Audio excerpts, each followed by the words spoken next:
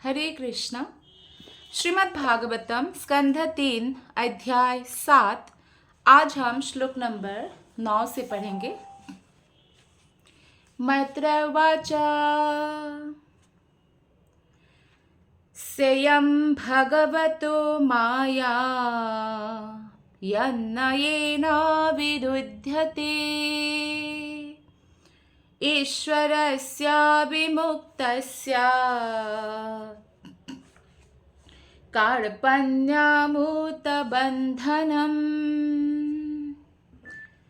मैत्र उवाच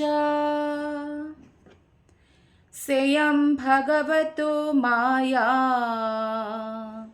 यन्नयेन विरुध्यते ईश्वरस्य विमुक्तस्य कार्पण्यमुतबन्धनम्। अनुवाद और तात्पर्य शिला प्रभुपाद के द्वारा। शिला प्रभुपाद की जय। अनुवाद। श्री मैत्रेय मुनि ने कहा, कुछ बद्धजीव यह सिद्धांत प्रस्तुत करते हैं कि परम ब्रह्म या श्री भगवान माया द्वारा जीते जा सकते हैं, किंतु साथ ही उनका यह भी मानना है कि वे बद्ध नहीं हैं। यह समस्त तर्क के विपरीत है। तो विदुर द्वारा किए गए प्रश्नों का उत्तर मैत्रेय मुनि दे रहे हैं श्रीमद् भागवतम में। और यहाँ पे बताया गया है कि जो बद्ध जीव है, जो ऐसा तर्क प्रस्तुत करते हैं कि भगवान माया द्वारा जीते जा सकते हैं। बहुत सारे ऐसे निराकारवादी मायावादी हैं जो सोचते हैं कि भगवान श्री कृष्ण और राम जब स्वयं धरातल पर आते हैं तो वो भी माया द्वारा प्रभावित या पराजित हो जाते हैं, ऐसा सोचते हैं। लेकिन ये व्यर्थ की सोच है और इसलिए यहाँ पे बताया गया है कि कुछ बद्धजीव का ये जो है तर्क है बिल्कुल निरर्थक है। लेकिन वो लोग ये भी मानते हैं कि भगवान बद्ध नहीं है, फिर भी पराजित हो जाते हैं माया द्वारा। तो ये तर्क इसलिए सही नहीं है। श्रील प्रभुपाद जी तात्पर्य में बताते हैं कि माया या बहिरंगी शक्ति भी परम भगवान की अंश है, जिसको वो लोग तर्क देते हैं कि भगवान माया द्वारा प्रभावित हो जाते हैं, जैसे जीवात्मा हो जाते हैं। लेकिन माया स्वयं बहिरंगा यानी स्वयं दुर्गा देवी भगवान की अंश है, भगवान की शक्ति है। और शक्तिमान के बिना शक्ति का कोई अर्थ नहीं होता है। जब श्रील व्यासदेव ने पूर्ण पुरुषोत्तम भगवान का साक्षात्कार किया, व्यासदेव ने, तब उन्होंने भगवान के साथ साथ उनकी बहिरंगी शक्ति को भी देखा, क्योंकि ये बहिरंगी शक्ति जो बद्ध आत्माएं हैं उनके शुद्ध ज्ञान को आवृत करती है। तो भगवान की शक्ति है, बहिरंगी शक्ति भगवान के अंश है और इसलिए भगवान के साथ देखा व्यासदेव जी ने। और ये भगवान की सेवा में ही निरंतर लगी रहती है। भगवान की शक्ति महामाया दुर्गा देवी, जो भी जीवात्मा भगवान को भूलना चाहते हैं उनको वो भौतिक जगत में इतना दुख देती है कि जिससे जीवात्मा कष्ट पाकर भगवान की ओर दौड़ते हैं।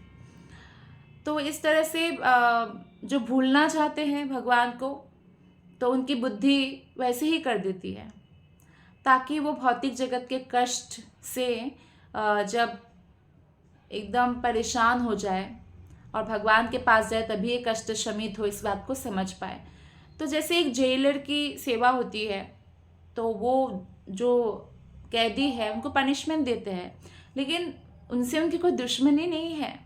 ये राजा का आदेश है, इस देश का नियम है। तो इससे क्या होता है, धीरे धीरे वो लोग सुधरने लगते हैं। और कुछ लोग नहीं भी सुधरते तो हमेशा बंदी बने रहो, और जो सुधरते हैं उनको जल्दी भी रिहा कर देती है ना। तो इस तरह से होता है। शक्ति तथा शक्तिमान अर्थात श्री भगवान पृथक पृथक नहीं है। जैसे सूर्य है और सूर्य की किरणें पृथक नहीं है। सूर्य है इसलिए सूर्य की किरणें हैं। शक्तिमान कृष्ण है इसलिए शक्ति है। और यद्यपि ऐसी शक्ति भगवान के साथ एकाकार रहती है, किंतु ये उससे कभी वशीभूत नहीं होते। बहिरंगा शक्ति अत्यंत शक्तिशाली है क्योंकि वो भगवान की शक्ति है। इसलिए भगवान ने कहा, देवी यशा गुणमयी मम माया दुरत्य, मेरे माया को पार कर पाना असंभव है कार्य।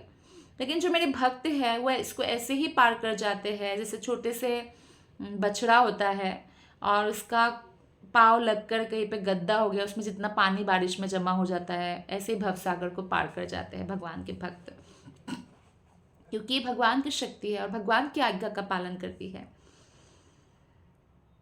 यद्यपि सारे जीव भी भगवान के ही विभिन्न अंश हैं, हम लोग भी तो भगवान के अंश है, लेकिन फिर भी हम भौतिक शक्ति द्वारा पराजित हो जाते हैं। हम भगवान की बहिरंगा शक्ति को पराजित नहीं कर सकते। जो सोचे कि मैं अपने दम पर जो है पराजित करूँगा, ऐसा साधना करूँगा, ये मूर्खता है।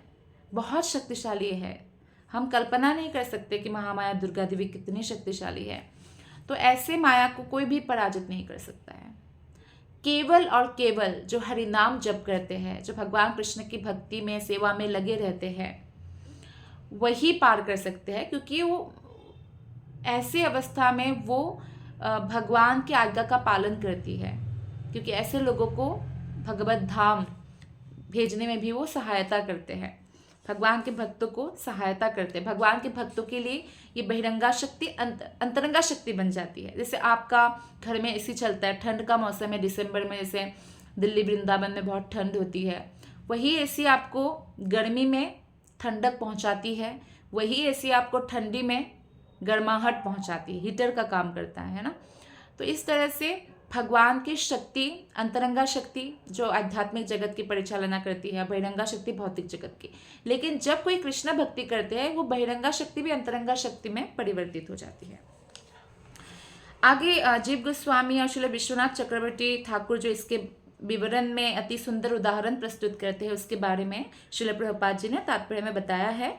वे कहते हैं कि यद्यपि सूर्य सर्वतः प्रकाश देता है, किंतु बादल, अंधेरा तथा हिमपात ये सभी सूर्य के ही अंश हैं। सूर्य के बिना बादलों या अंधकार से आकाश के आच्छादित होने की कोई संभावना नहीं रहती, ना ही पृथ्वी पर हिमपात हो सकता है। सूर्य के कारण ही तो जो है समुद्र का पानी जैसे ले जाते हैं, फिर बादल बनता है, फिर बारिश होता है ना, या बर्फ जमता है। तो इसका कारण सूर्य है।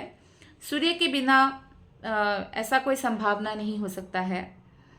जबकि सूर्य द्वारा जीवन का पालन होता है, किंतु सूर्य द्वारा उत्पन्न होने वाला अंधकार तथा हिमपात से जीवन विचलित भी होता है ना। ये सब सूर्य के कारण होता है।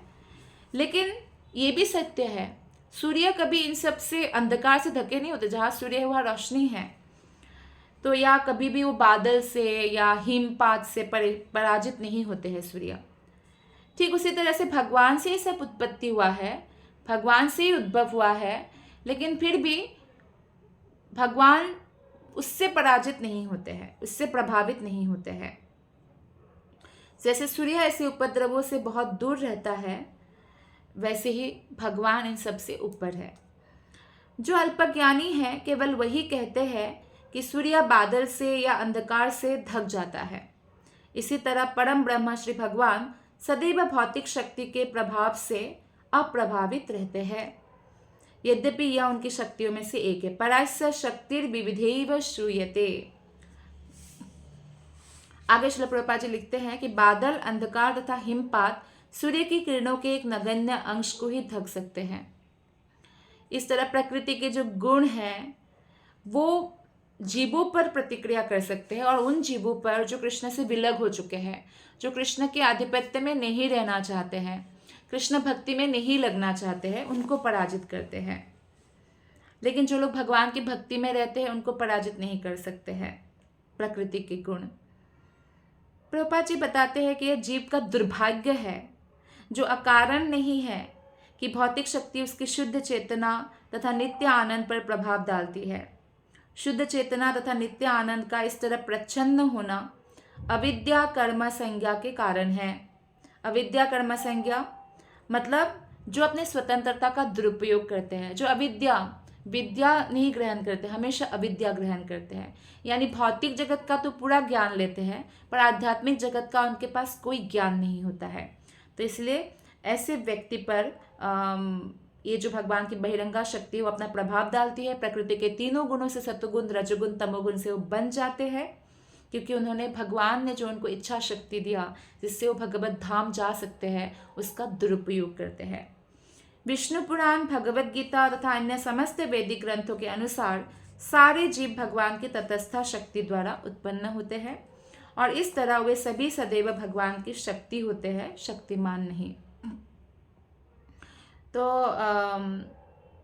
तटस्था शक्ति से हमारा उत्पत्ति हुआ है, तो हम भी भगवान की शक्ति हैं।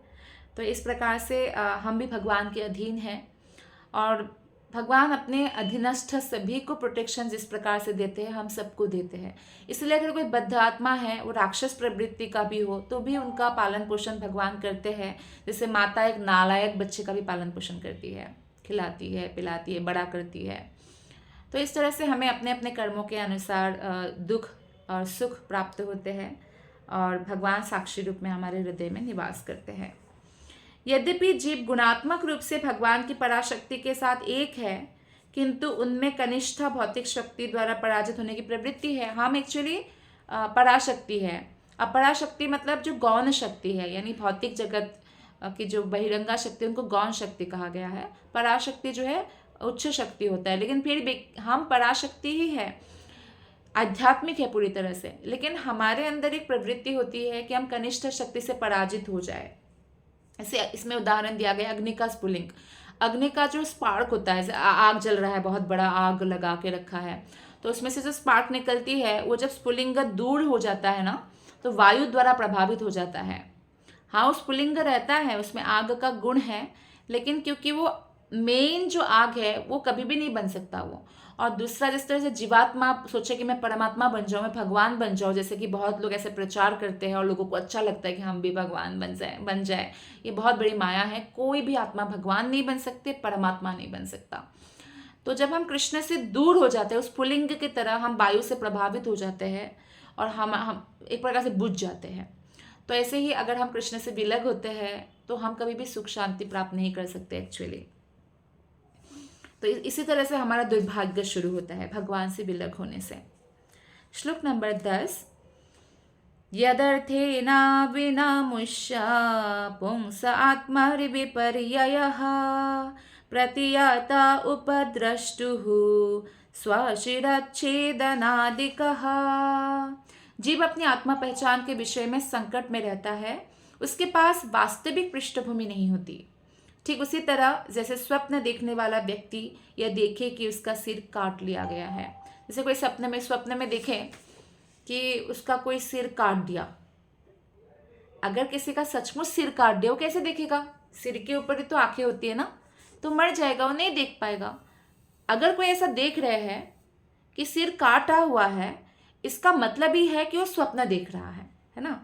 तो ठीक उसी प्रकार से यहाँ पे बताया गया है कि जीव जो है अपने आत्मा पहचान को नहीं समझते कि हम आत्मा हैं, भगवान कृष्ण के अंश है, इसको नहीं समझ पाते हैं, इसलिए भ्रमित रहते हैं। जैसे कोई स्वप्न की दुनिया वैसे ही वो जीते हैं और तो इसका कोई एक्चुअली मतलब नहीं होता। एक ना एक दिन उनको जागना पड़ता है। स्वप्न में भले ही वो बहुत बड़ा अमीर बन जाए या वो आसमान में उड़ रहे हो, कुछ भी हो स्वप्न में, उसका कोई वैल्यू नहीं है। जगने पर वही सच्चाई होती है। ठीक उसी प्रकार से आत्मा जब तक भ्रमित होते हैं तो स्वप्न जैसा ही होता है। जब आत्मा को ये पहचान आती है कि हम कृष्ण के अंश हैं, अब हमारा जो कर्तव्य हमें समझ जाना चाहिए, भगवत धाम जाने का प्रयत्न करना चाहिए और भगवान की सेवा में हमें लगना चाहिए। तो तब जाके क्या होता है, तब जाके जो है वो असलियत में आता है, नहीं तो वो स्वप्न ही देखता रहता है। जैसे हम लोग अभी अगर इस जीवन को ऐसे ही व्यर्थ कर दें, जब मृत्यु आएगी भगवान तो हमें दर्शन देंगे, या साक्षात कृष्ण हमें गोलक धाम ले जाने आएंगे, या ऐसा होगा कि काल रूप में भगवान आएंगे, हम डर जाएंगे, मृत्यु आ गया, वो शरीर छोड़ना पड़ेगा, इतना अटैचमेंट होगा, हम जाना नहीं चाहेंगे और यमदूत हमें ले जाएंगे।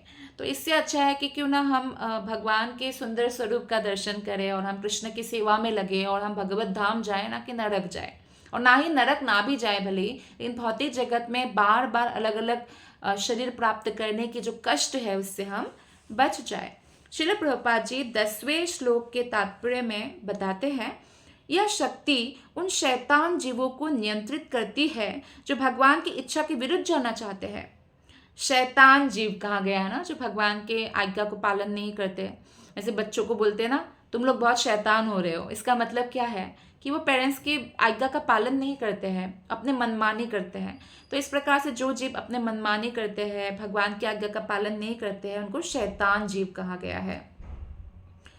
वस्तुतः जो जीवात्मा है उनके लिए कोई बंधन नहीं है, ना कष्ट है, ना ही वो अपनी कभी शुद्ध चेतना गवाता है। हम जो आत्मा है ना, हम हमेशा शुद्ध है, हमेशा सनातन है, हमारी कभी मृत्यु नहीं होती है। हम हमेशा पूर्ण ज्ञान से परिपूर्ण है, क्योंकि हम भगवान के अंश हैं। तो ज्ञान, चेतना, ये सब हमारे अंदर है। एक्चुअली ये जो बंधन है, कष्ट है, स्वप्न देखने जैसा है, क्योंकि हम आत्मा के लेवल में स्थित नहीं हुए हैं। तो जैसे कि कोई आप फ्लाइट में जाते हैं तो आप देखते हैं जब आपका फ्लाइट नीचे होता है ज़मीन पर तो आसपास के घर कितना बड़ा बड़ा दिखता है, और जब थोड़ा ऊपर होता है तो माचिस की डिब्बी जितनी घर लगती है, और आकाश के ऊपर जाता है तो आपको घर दिखता ही नहीं है। ठीक उसी प्रकार से जब हम ज़्यादा भ्रम होता है तो हमारे भौतिक संसार ही हमें सब कुछ लगता है, सब बड़ा बड़ा प्रॉब्लम दिखाई देता है, बड़ा बड़ा सुख दिखाई देता है। जैसे हम थोड़ा ऊपर उठते हैं, भक्ति में थोड़ा आगे जाते हैं तो देखते हैं ये सब तो बहुत छोटी बात है, प्रॉब्लम से बहुत छोटी है, और ये जो सुख है ये भी बहुत छोटा है ना। उनको पता चलने लगता है, आत्मा पहचान धीरे धीरे होने लगती है। और जब एकदम ऊपर चले जाते हैं, उत्तम भक्त जब हम बन जाते हैं, तो हमें कोई भौतिक चीज़ों से प्रभावित नहीं होते हैं। हम ना भौतिक प्रॉब्लम है भौतिक प्रॉब्लम लगेगा, ना भौतिक सुख हमें सुख लगेगा। आध्यात्मिक सुख कितना उसमें आस्वादन है, नित्य नवीन आस्वादन मिलता है, वो पता चलता है। तो इस तरह से वो शुद्ध चेतना में पहुंच जाता है। तो जैसे कोई व्यक्ति गंदा हो जाए, मान लीजिए वो किचड़ में गिर गया, गंदा हो गया, तो उसको अच्छा नहीं लगेगा ना, उस समय गंदा हो गया। लेकिन जब वो नहा के स्वच्छ कपड़ा पहनेगा तो उसको कितना अच्छा लगेगा। तो ऐसे ही जब तक हम बद्ध अवस्था में रहते, गंदी चेतना में रहते हैं, सत्वगुण रजोगुण तमोगुण में बंदी बने हुए रहते हैं, तब तक हम दुख कष्ट भुगतते रहते हैं। लेकिन जैसे ही हम कृष्ण भावना को अपनाते हैं और इस तरह से हम प्रैक्टिस करते हैं कि हम ज़्यादा से ज़्यादा कैसे कृष्ण भावना भावित रहे, और धीरे धीरे हम 24 घंटा कृष्ण भावना में रहने लगते हैं, शुद्ध चेतना में, तो जाकर जो है हम मुक्ति के योग्य बनते, भगवत धाम जाने के योग्य बनते, परम सिद्धि प्राप्त करते हैं। तो अपनी शुद्ध चेतना में जब भी जीव अपनी स्थिति के विषय में कुछ गंभीरता से सोचता है तो उसकी समझ में आ जाता है कि वो सदैव परमेश्वर की कृपा पर निर्भर है। तो भक्त ऐसे नहीं सोचते मैं अपने दम पर कुछ करूंगा, ऐसे योगी लोग सोचते हैं, उनमें कोई अहंकार नहीं होता, वो हमेशा कृष्ण की कृपा पर आश्रित रहते हैं। यदि किसी मनुष्य का, यहाँ पे बताते हैं कि सिर काट लिया जाए तो देखने की शक्ति खो देता है, और उसी तरह से जो है पता चलता है कि वो स्वप्न में है। तो ठीक उसी प्रकार से जो व्यक्ति को कृत्रिम रूप से जो है वो सोचते हैं कई बार मैं ईश्वर हूँ, लेकिन ईश्वर खुद को समझना सबसे बड़ी माया का पाश है। कोई व्यक्ति अगर साधारण मनुष्य अपने आप को समझे, वो इतना बड़ा माया नहीं है। कोई मनुष्य ये सोचने लगे कि मैं ईश्वर बन गया, थोड़ा सिद्धि प्राप्त कर लिया और मैं ईश्वर बन गया, इससे बड़ा माया का और कोई भी बड़ा पाश नहीं हो सकता। माया के कारण वो अपना ज्ञान खो चुका है। तो कोई भी व्यक्ति भले ही कितना ही विद्रोही दशा प्राप्त करे, राक्षस प्रवृत्ति का बन जाए, लेकिन अगर वो भगवत भक्त का रूप अपना ले, भक्ति करे, अपने इंद्रियों पर कंट्रोल करे, इंद्रियों को भगवान की सेवा में लगाए, तो सामान्य जीवन वो ग्रहण कर पाते हैं। और ईश्वर होने की जो भ्रांत धारणा है, लोग जो उनके अंदर पैदा करते हैं कि आप ईश्वर बन सकते हो, या कोई बाबा बापू आके बोल दिया, उससे वो मुक्त हो जाते हैं। वो अपने सही जो स्थिति है, जीवेर स्वरूप है कृष्ण नित्य दास, उस स्थिति को पा लेते हैं। श्लोक नंबर 11। यथा जले चंद्रमसः कंपदिस्तत्कृतो गुणः दृश्यते सन्नपि द्रष्टुः आत्मनो नात्मनो गुणः। जिस तरह जल में प्रतिबिंबित चंद्रमा जल के गुण से संबंधित होने के कारण देखने वाले को हिलता हुआ प्रतीत होता है, उसी तरह पदार्थ से संबंधित आत्मा पदार्थ के ही समान प्रतीत होता है। कभी कभी क्या होता है, ऐसा होता है कि बच्चा चांद देखता है और बोलते माँ मुझे चांद चाहिए।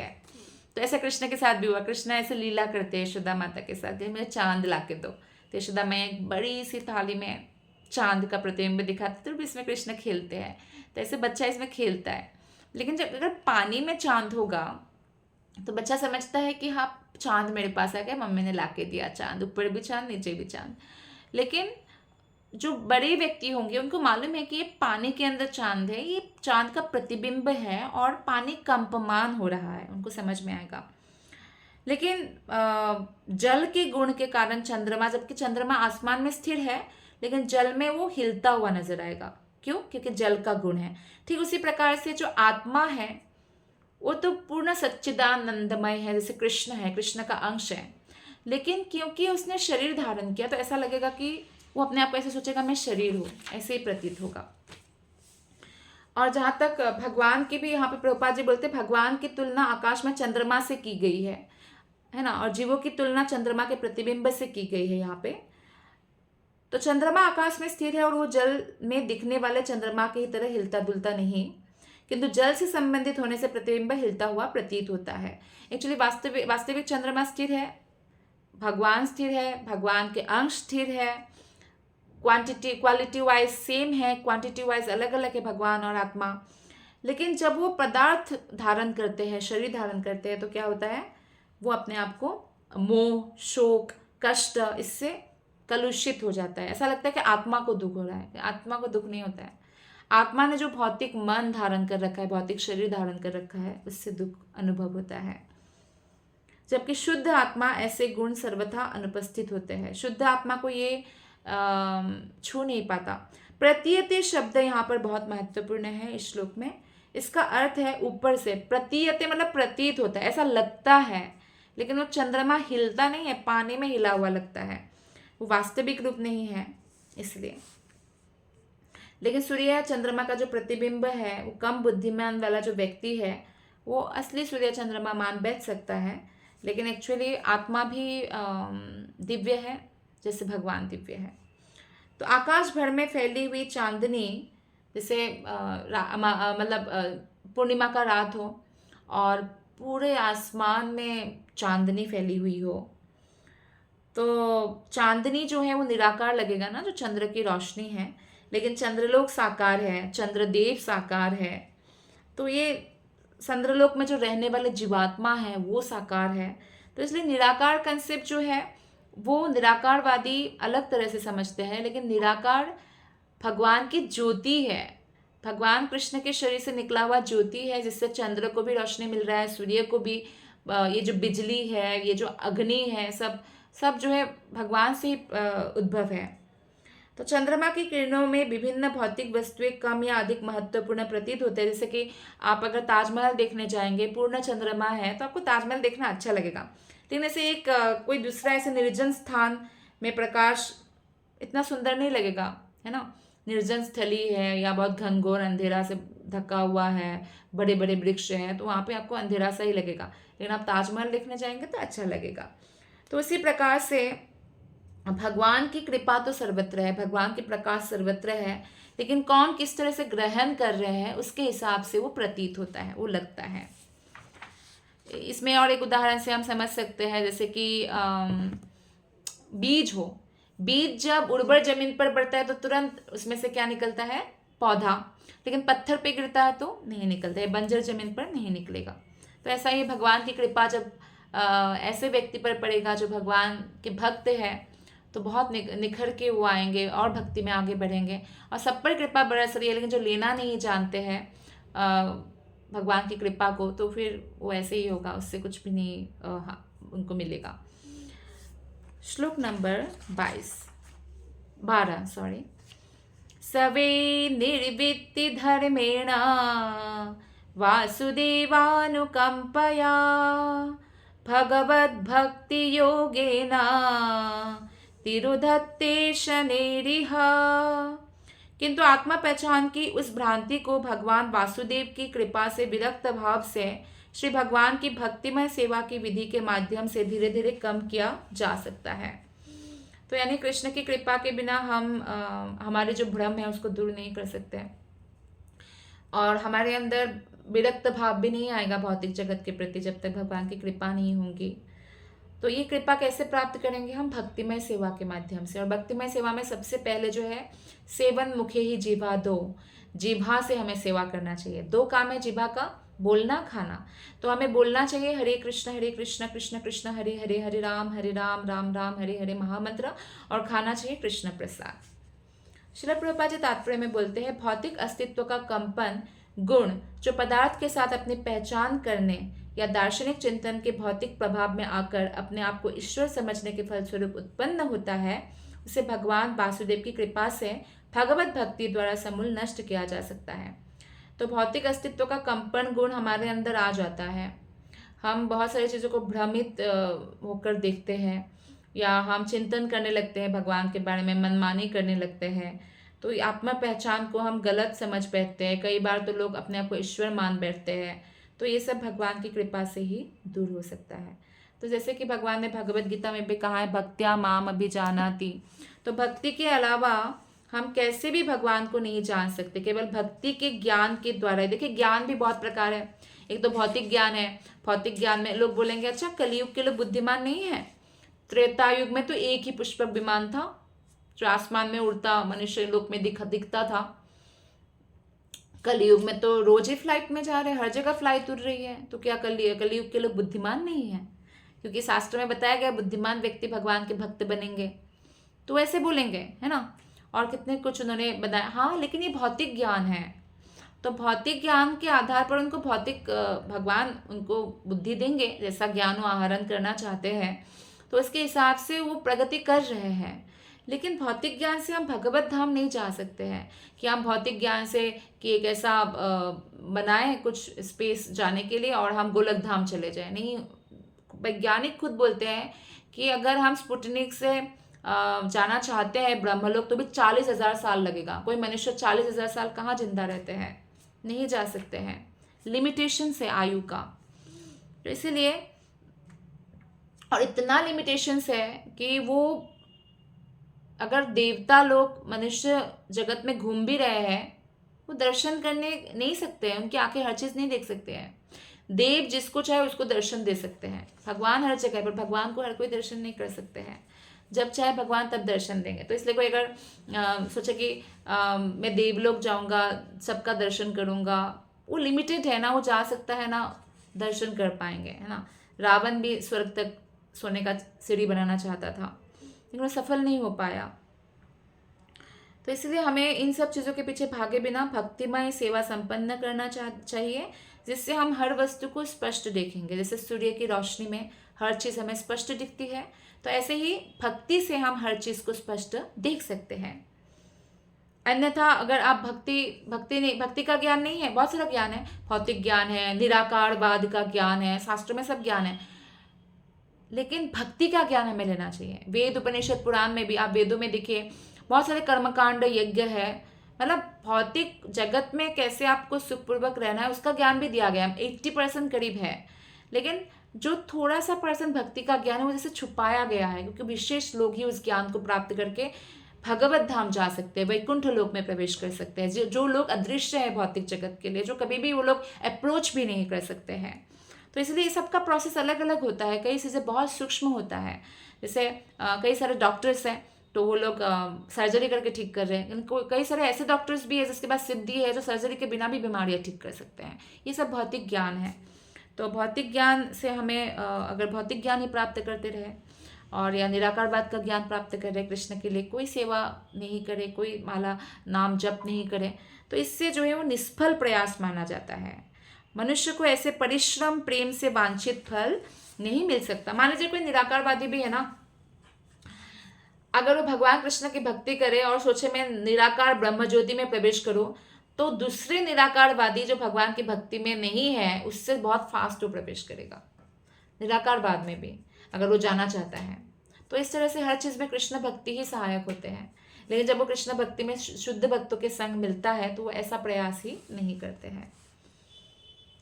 यहाँ पे बताया गया है कि भगवान वासुदेव एकमात्र भक्तिमय सेवा से प्रसन्न होते हैं। भगवान को हम अपने भगवान के पास तो कितनी सारी लक्ष्मियाँ हैं, हम उनको धन से तो कभी भी इम्प्रेस नहीं कर सकते। भगवान स्वयं इतने सुंदर है और भगवान के पास इतनी सारी गोपियाँ, इतने सारे गोप बालक, इतनी सारी लक्ष्मियाँ हैं जो इतनी सुंदर है। बोलते हैं वैकुंठ निवासी को, अगर चंद्रलोक की जो स्त्रियां है बहुत सुंदर होती है, अगर वैकुंठ निवासी को देख ले, कभी कभी विष्णुदूत आते हैं ना, तो उनको देख ले तो बेहोश हो जाते हैं, लिटरली बेहोश हो जाते हैं, मतलब होश खो बैठते, इतना सुंदर होते हैं। तो आप सोचिए, तो हम सुंदरता से किसी भी तरह से भगवान को इम्प्रेस नहीं कर सकते, केवल भक्ति से। इवन द्वारका की रानियां भी जो स्त्री सुलभ अदाएं है उससे कृष्ण को आकृष्ट करना चाहते थे, जो उनकी पत्नियां थी, कृष्ण आकृष्ट नहीं होते थे, लेकिन जब लोग भक्तिमय सेवा करती थी तो कृष्ण आकृष्ट होते थे और उनको आलिंगन करते थे। तो हम भी चाहें कि भगवान हम पर कृपा करें, तो फिर हमें भगवान की भक्तिमय सेवा में लगे रहना चाहिए। और ऐसी कृपा की अनुभूति हमें कैसे होगा? केवल और केवल शुद्ध भक्तों की संगति से संभव है। कई बार लोग बोलते हैं हम मंदिर क्यों जाएं, भगवान तो हर जगह है। तो भगवान हर जगह है तो, लेकिन मंदिर में भी है, फिर हर जगह है तो, और मंदिर में भगवान की अनुभूति ज़्यादा होगी, मंदिर में भक्तों शुद्ध भक्तों से हम मिलेंगे तो भगवान की भक्ति बढ़ेगी। तो इसलिए मंदिर नहीं जाने का हमें बहाना नहीं ढूंढना चाहिए कि भगवान सब जगह है तो कोई बात नहीं, लेकिन आपको भगवान को दर्शन करने के लिए मंदिर ही जाना पड़ेगा। जैसे हवा हर जगह है, लेकिन आप हर जगह हवा का अनुभव नहीं करते हैं। जैसे पंखा चलाते तो आपको लगता है हवा है, या आपके हवा साइकिल के टायर में हवा वो हो गया, फुस हो गया, तो आप ऐसे हवा करके नहीं कर सकते। पानी भी हर जगह है ना, तो पानी प्यास लगी और मुंह खोल के पानी नहीं पी सकते, पानी के पास जाना पड़ता है। ठीक उसी प्रकार से मंदिर जाना चाहिए, और तभी हमें शुद्ध भक्तों की संगति होंगी, और हमें ये आदत डालना चाहिए कि हम मंदिर जाएं। और जैसे कि इस्कॉन में हमेशा ही सुबह भागवतम क्लास होगा, शाम को भगवत गीता क्लास होगा, इतने सारे भक्त आएंगे, सुनेंगे। खासकर संडे जो लोग छुट्टी नहीं है, बाकी दिन जो संडे संडे जाते हैं, संडे और भी भक्त मिलते हैं। तो इस तरह से हम भक्तों के साथ उठेंगे बैठेंगे तो रंग चढ़ ही जाएगा। श्लोक नंबर 13।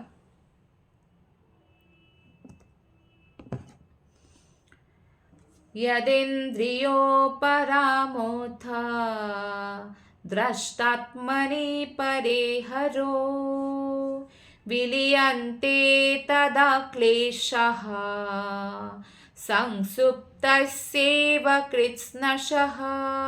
जब इंद्रिया दृष्टा परमात्मा अर्थात भगवान में तुष्ट हो जाती है और उनमें विलीन हो जाती है, तो सारे कष्ट उसी तरह पूर्णतया दूर हो जाते हैं जिस तरह ये गहरी नींद के बाद दूर हो जाते हैं। इंद्रिया, आँख, कान, नाक, जीभ, त्वचा इंद्रिया है। जीव की संतुष्टि के लिए लोग कहाँ कहाँ नहीं जाते हैं, कौन कौन से रेस्टोरेंट में ट्राई नहीं करते हैं। चाइनीज लोग तो पता नहीं कीड़े मकोड़े सब खा गए कि कोई टेस्ट मिल जाए, कोई टेस्ट मिल जाए। सबसे महंगा वाला कॉफ़ी है कि एक बर्ड को कॉफ़ी बीन्स खिलाएंगे, उसका जो टॉयलेट है उसको सुखाएंगे, पाउडर बनाएंगे, और वो सबसे महंगा कॉफ़ी है। तो सोचते कि इससे टेस्ट आ जाए, उससे टेस्ट आ जाए, तो टेस्ट के पीछे भाग रहे हैं। या आंखों को भी ये नज़ारा मिल जाए, वो नज़ारा, फिर भी तृप्त नहीं हो सकता है, थोड़ी दिन बाद फिर वो बोर हो जाएंगे। तो इसीलिए हमारे जीव, कान, नाक, आँख सब तुष्ट होंगे जब कृष्ण में विलीन होंगे, यानी कृष्णमय हो जाएंगे। जब आंखें कृष्ण का दर्शन करेंगे निरंतर मंदिर में, जब कान कृष्ण कथा सुनेंगे निरंतर, जब जीव कृष्ण प्रसाद ग्रहण करेंगे और भगवत नाम जप करेंगे, और जब नाक भगवान के चरणों में चढ़ा हुआ तुलसी फूल सुगंध सूंघेंगे। तुलसी पत्ता खाना चाहिए और फूल सुगंध सूंघना चाहिए। भगवान को धूप बत्ती ये सब जो दिखाते उसका भी सुगंध आता है नाक को, है ना, इससे भी पवित्र होते हैं हमारी इंद्रियां।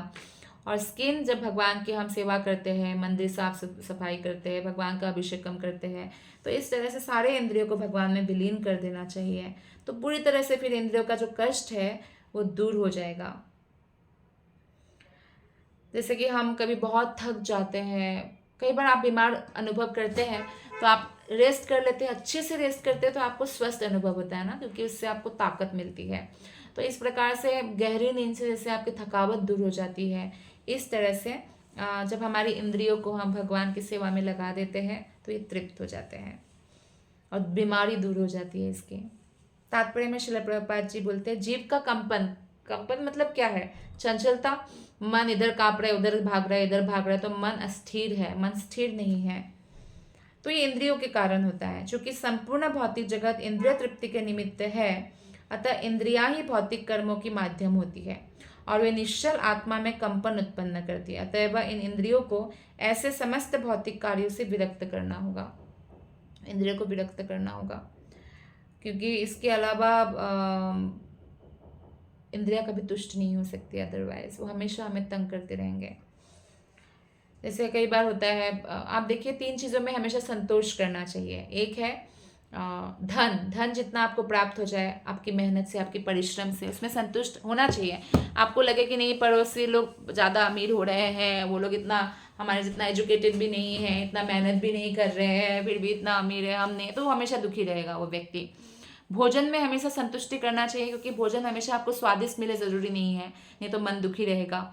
और अपने जीवन साथी, पत्नी पति जो भी मिले, भले ही काले हो, गोरे हो, लंबे हो, छोटे हो, मोटे हो, पतले हो, जैसे भी हो, जो भी मिला है हमारे भाग्य के हिसाब से मिला है। भाग्य हमने अपने कर्मों से बनाया है, पूर्व जन्म के, तो उसके हिसाब से जो भी हमें जीवन साथी मिला है वो हमारे कर्मों के हिसाब से मिला है, तो हमें उनको स्वीकार करना चाहिए। लेकिन कई बार क्या होता है, व्यक्ति अपने पत्नी पति को छोड़कर बाहर अफेयर कर लेते हैं कि मेरे मनपसंद तो नहीं मिला मुझे, तो दुखी रहता है, हमेशा दुखी दुखी दुखी दुखी, और बाहर जाके क्या करेंगे, एक्स्ट्रा मैरिटल अफेयर कर लेंगे और नरक जाने का द्वार खोल देंगे, क्योंकि अवैध यौन संबंध के लिए एक स्पेशल नरक है। तो इसीलिए इन सब से हमें बचना चाहिए, इसमें संतोष करना चाहिए। ये है मन की तपस्या। जब हम मन में संतोष करते हैं, ठीक है, ये भोजन मिला, कभी कभी स्वादिष्ट नहीं भी मिलता है, ठीक है, जैसे भगवान ने प्रसाद मिला है वैसे खाएंगे, है ना, तो ऐसे। और धन नहीं है, आपने बहुत कोशिश किया, आपने अपने हिसाब से आप अर्निंग कर रहे हैं, उतने में चलाना है घर, उतने में, भले ही कम फैसिलिटी में रहना है, तो क्या हो गया, भक्ति करके भगवत धाम जाना है, हम यहाँ परमानेंटली रहने थोड़ी आए हैं। तो इसलिए संतोष करना चाहिए। ज़्यादा धन आ गया तो बहुत अच्छा है, बोलते हैं ना कि भगवान ने आपका अगर रहने का स्टैंडर्ड बढ़ाया है तो आप देने का स्टैंडर्ड भी बढ़ाइए। मतलब अगर भगवान ने आपका स्टैंडर्ड रेज किया है, लिविंग स्टैंडर्ड बढ़ाया है, तो आप गिविंग स्टैंडर्ड भी बढ़ाइए, यानी दान दीजिए। कृष्ण का मंदिर निर्माण हो रहा है, उसमें दान दीजिए। प्रचार हो रहा है, भागवत कथा हो रहा है, उसमें दान दीजिए। वैष्णवों को दान दीजिए। लेकिन अगर आप अवैष्णव को दान देते हैं, अवैष्णव जो है यानी आपका दान लेके कोई अगर गलत कार्य में उपयोग करते हैं, जैसे फॉर एग्जाम्पल आपने देखा कि एक बहुत गरीब इंसान है, ऐसे ही सड़क में पड़ा हुआ था, आपने दान दिया, लेकिन उसकी गलत आदत है, वो शराब ही पीता है, वो खाना भी नहीं खाता है, दान का पैसा इकट्ठा करता है, तो उस शराब अगर आपके दान ले जाके शराब पिया या मांस खाया या और अवैध यौन संबंध या वेश्यागमन किया या जुआ खेला, जुआ भी खेलते हैं, तो उसका 50% स्ट्रेट आपको पाप लग जाएगा, भले ही आपने कभी पाप नहीं किया, आप पुण्यवान व्यक्ति है। तो इसलिए दान योग्य पात्र यानी वैष्णव को देना चाहिए। और वैष्णव हमेशा भगवान की सेवा में लगाते हैं, मंदिर की सेवा के लिए भी दे सकते हैं आप। और इसके अलावा वैष्णव की पर्सनल कष्ट हो, दुख हो, उद्धव को भगवान कहते हैं कि जो मेरे भक्त के कष्ट में सहायता करते, सफरिंग अवस्था में सहायता करते, वो भक्त मुझे अत्यंत प्रिय है।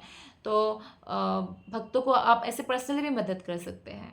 तो इससे क्या होता है, इससे भगवान प्रसन्न होते हैं। हमारा मेन मोटो क्या है, कृष्ण को प्रसन्न करना। तो इस तरह से ये हमारे धन की हानि नहीं होती है, ये धन जमा होता है। लेकिन अयोग्य पात्र को देने से पाप तो लेना ही पड़ता है, गलत जगह पे धन लगाएगा, और ऊपर से धन की हानि अलग से होती है, धन भी चला जाता है ना। तो इसलिए हमारे इंद्रियों को हमें भगवान की सेवा में लगाना चाहिए, भौतिक चीज़ों से विरक्त करना चाहिए। पर धन, दूसरों का धन कैसे समझना चाहिए, पत्थर समान, भले ही वो धन आपके सामने पड़ा रहे, आपके लिए वो पत्थर है, ऐसे समझना चाहिए। इंद्रियों का स्वभाव दिव्य है, किंतु पदार्थ द्वारा कलुषित होने पर उनके कार्य दूषित हो जाते हैं। मनुष्य तभी सारा भौतिक कार्य बंद करता है जब वो किसी श्रेष्ठतर कार्य में लगने से तुष्ट हो जाता है। छोटा बच्चा है, आप छोटे बच्चे को डांटते रहिए, मत कर ऐसा मत कर, कितनी बार बोलो, वो नहीं सुनेगा, वो बहुत छोटा है, वो नहीं समझेगा, डर जाएगा, हो सकता है रो दे, लेकिन वो सुखी तो नहीं होगा ना।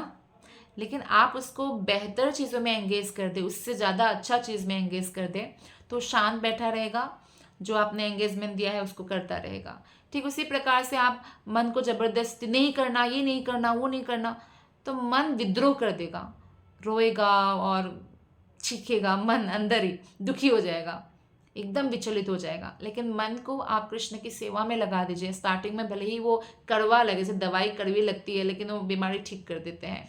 तो स्टार्टिंग में कड़वा लगेगा, लेकिन बाद में उस मन को इतना आदत हो जाएगी, इतना आस्वादन करेगा, फिर वो खुद ही करने जाएगा, फिर खुद ही वो भगवान की भक्ति में लगेगा, रागानुगा स्तर तक वो उठ जाएगा।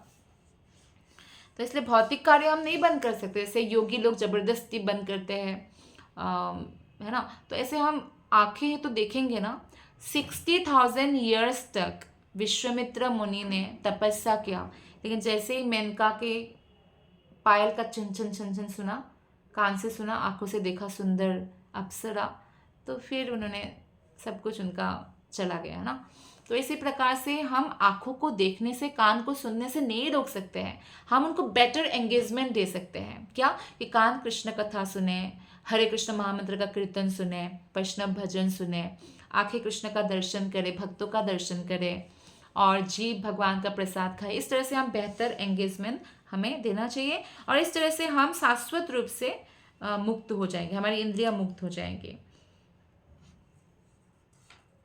और यहाँ पे प्रभुपाद जी बोलते हैं कि हमारे कार्यों को इस तरह दिव्य रूप से संतृप्त होना चाहिए कि भगवान हम पर कृपा दृष्टि डाले और हमें अपने दिव्य सेवा में लगा ले, तभी इंद्रिया पूर्णतया तुष्ट हो सकती है और भौतिक आकर्षण द्वारा फिर कभी सताई नहीं जा सकती। जैसे कोई राजा है ना, आप राजा को जानते हैं, कोई बहुत बड़ी बात नहीं, राजा को सब जानते हैं, लेकिन राजा आपको ढूंढ के आए किसी दिन, कितनी बड़ी बात है ना।